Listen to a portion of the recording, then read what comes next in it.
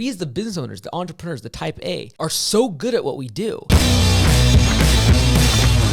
So at the time, my lawn care business was making about $700,000 in annual revenue. I was really busy. I would do all the estimates throughout the day. I'd get all the crews started at the jobs in the morning. I had an office person I had recently hired full time, and that's the morning of August the 4th, 2016, when I was underneath the dump truck of one of the crews. I was showing them a job. I was going to dump the material, and then I was head back to the shop and get my day started doing estimates. And I went underneath, and my hoodie got caught in the PTO because I went underneath the dump truck to try to manually turn off the PTO because the lever inside of the cab had been broken. Went underneath, caught my hoodie, and immediately sucked me up into the PTO and bunched all my shirt, my hoodie, everything around my neck. Thank the Lord, it all ripped apart, dropped me out of the PTO. I went to the hospital that day. They checked me out, went through x-rays and all the rest of it. And a few weeks later, I was able to get right back into the business after all the skin healed and bruises and wounds and cuts and all that good stuff. So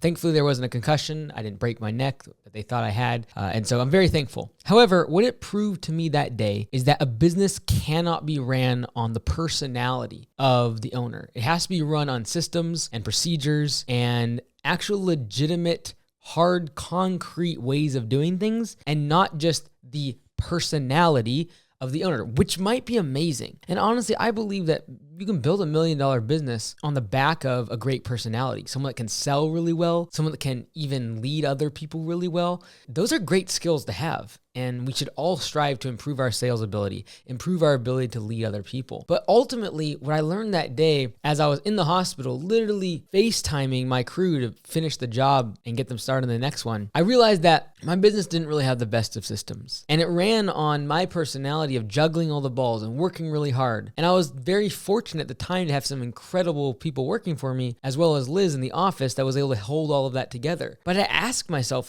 is this business really sustainable without people like myself working all day long, 50, 60, 70 hours a week, and really being really skilled at certain things, skilled at landscaping, skilled at lawn care, skilled at selling, really good at persuading and leading or hiring, whatever skills you're good at. It's not to take away from the fact that you're good at them. That's fantastic. But your greatest strength can become your Achilles heel, as it's the same thing as in the body. Like when it comes to muscles, if you compensate too much in doing one side of your muscle too much, the other side can start to atrophy, and it can start to break down because you're overcompensating in a different area. And so you might be really strong. The muscle might be really big in sales or in hiring or in leadership or in finance or whatever it is. And because it's so strong, you begin to lean on it even more. You start to, if you have a really strong bicep but no tricep, what you start to do is you start to always ask yourself, how do I pick everything up using my bicep? And what that causes, the tricep begins to fail and fail and fail. And what I find so often in businesses, we as the business owners, the entrepreneurs, the type A, the founders, are so good at what we do, and we juggle all different things in the business, and we're so good at multitasking, and we're actually really good at our jobs. But because of that, as the business, the organism begin to grow, it's constantly using you. And you're constantly asking how you can do everything in the business, how you can run everything, how you can become more efficient, how you can learn more. At the end of the day, if that bicep ever severs, if it ever breaks down, the arm, the body is in great peril because the other muscles of the body have been broken down. There's no other muscle to compensate for the repair that is required from that bicep. And so here I am lying down in a hospital bed. Literally, my bicep was tore open, and I'm there knowing that the jobs aren't going to be sold today, that things are going to fall through the cracks. And I was very fortunate to have great people, but what happens in your business when the things that you are so good at and that everything in the business hinges on your ability to do them? What happens when you can't do them? What happens when your personality that has filled in the gaps and juggled all the balls in the business is no longer there? And you say, well, no, that's not going to happen. I'm committed to this business. I'm not going anywhere. But what happens when you do, literally like I did, got hit by a bus? Like what happens?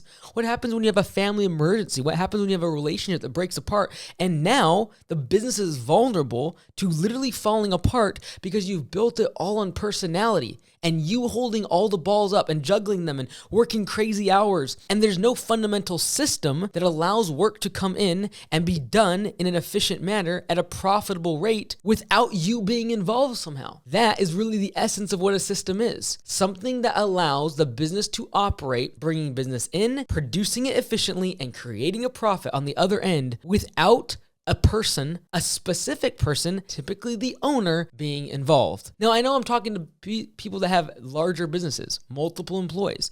You're not thinking about this when you're just getting started. You need to be focused on honing your sales ability, selling more jobs, getting more work, and you having a strong personality around sales is the thing that will get you past $500,000, might even get you past $1 million. Your ability to hire and find people, again, great asset that might get you to multiple millions in revenue. But what's going to ultimately allow you to lead a life that most entrepreneurs aspire to, which is the business runs by itself and you work on it and you tweak and refine, but not an organism or a machine part inside of that machine. You're not a functional piece that's moving and has to be there all the time. If that's your aspiration, you must realize that systems and procedures must run the business. It cannot be you. And I find so often we do one of two things as business owners. Either A, we have the aspiration of having that lifestyle and we jump to it way too soon. We have people that do $200,000, $300,000, $400,000, $500,000 in revenue, even $600,000, $700,000, $800,000 in revenue, trying to find a general manager and having everything in the business outsourced. And all of a sudden they have so much overhead because they got 2 people in the office, they have an estimator, they have project managers, they have someone for sales, they have someone for marketing, they have all this overhead and they don't become profitable. That's not a very good system either, because it might get work, it might produce it efficiently, but if it's not producing a profit because there's so much overhead, then that's not going to be a long-term solution. So to create a system around getting you out of the business, you can't do it too prematurely. That's the first thing. People do this too prematurely. And the other half of entrepreneurs stick around in the business too long and allow themselves to hold all the hats and juggle all the balls for everybody in the business. And if anything would happen to them in their family, in their health, in their personal life, it would literally wipe the business out. And I truly believe that there's a balance. There's a balance to be able to get something off the ground, and that thrust and the power and the energy that's required to get a rocket off the ground, the massive amounts of energy that is required. And that's usually going to fall on you as the founder. That is the risk that you take. That's the crazy hours that you put in the first few years of business. But after 3, 5, 6, 10 years of being in business, you should not be the one that is the driving force behind every single sale, every single job, every single happy customer should not know your name. It should run on a system. You should have a system for bringing in sales,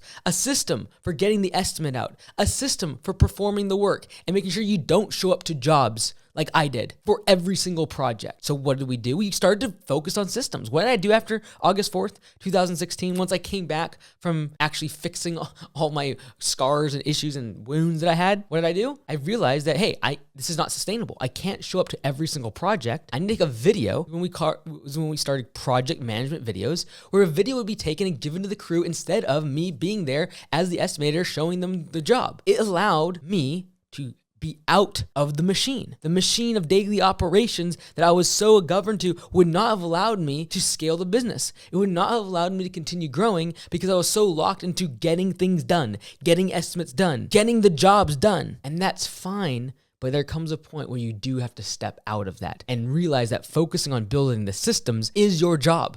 Refining the systems is your job. And it doesn't mean that you work less or you do a 4-hour work week or anything crazy like that. You spend all that time and energy instead of working in the business, getting things done. You now step back and spend that time, that energy, and that mental capability is now allocated towards working on the systems and procedures that allow that to function, that business to function without your involvement. That might mean training people. That might mean developing their skills. That might be having a software system. That might be outsourcing something to somebody else. But there's this perfect balance between doing this way too soon and way too quickly, and then also holding on way too long to things in the business and therefore becoming the weakest link in the business because you're basically holding everything up.